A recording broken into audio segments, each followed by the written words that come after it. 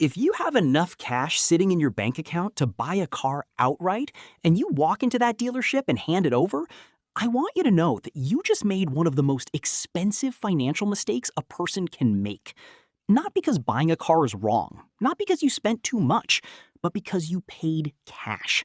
And in today's financial environment, paying cash for a car is one of the clearest signs that someone has never been taught how money actually works.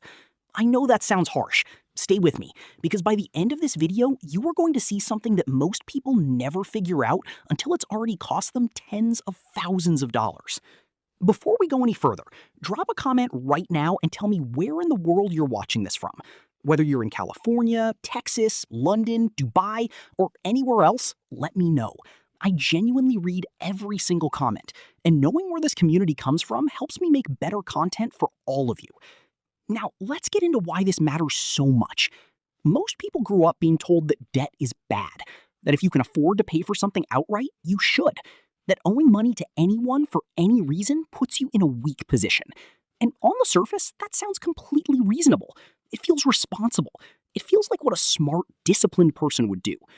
The problem is that this thinking was designed for a world where money sitting in a savings account still earned meaningful interest. That world is mostly gone now, and the people who haven't updated their financial thinking are quietly losing thousands of dollars every single year because of it. Here is the core idea, and I want you to really sit with this. When you pay cash for a car, you are not just buying a car. You are also making an investment decision. You are choosing to put that money into a depreciating asset instead of keeping it working in the market. A car is not an investment. A car loses value the moment you drive it off the lot. On average, a new car loses somewhere between 15 and 25% of its value in the first year alone. So when you hand over $30,000, $40,000, $50,000 in cash for a vehicle, you are watching that money shrink in real time. And the opportunity cost of that decision, meaning what that money could have been doing instead, is the part that nobody at the dealership will ever explain to you. Let me give you a real example so this becomes concrete. Let's say you have $40,000 saved up and you decide to pay cash for a car. That $40,000 is gone. It is now sitting in a piece of metal that is worth maybe $32,000 by the time you drive home.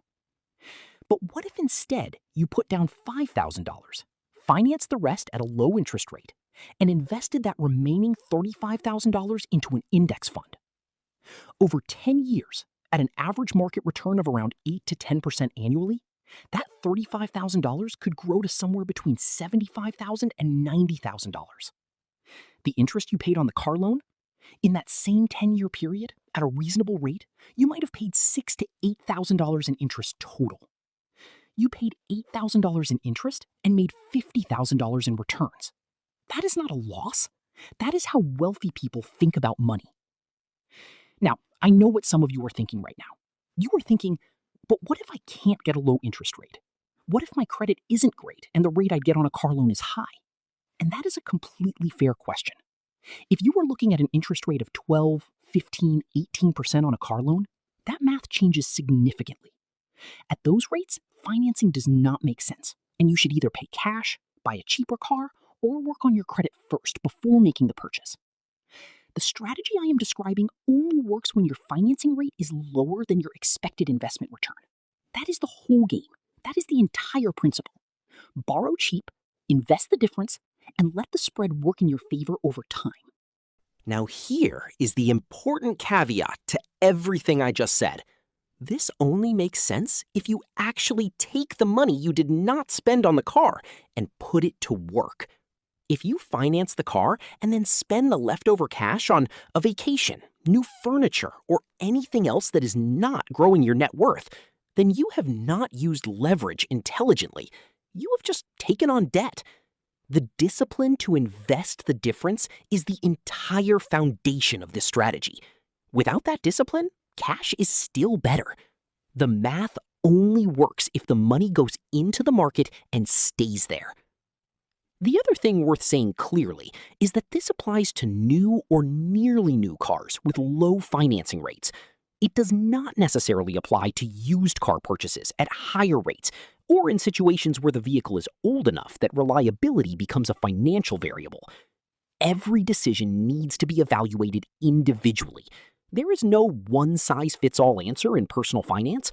What I am giving you today is a framework, not a rule. The broader lesson here is this.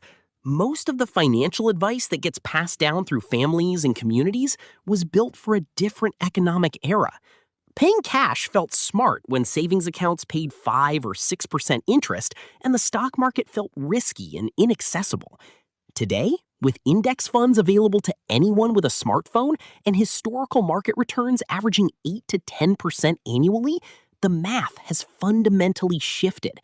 The people who update their thinking to match today's reality will build wealth.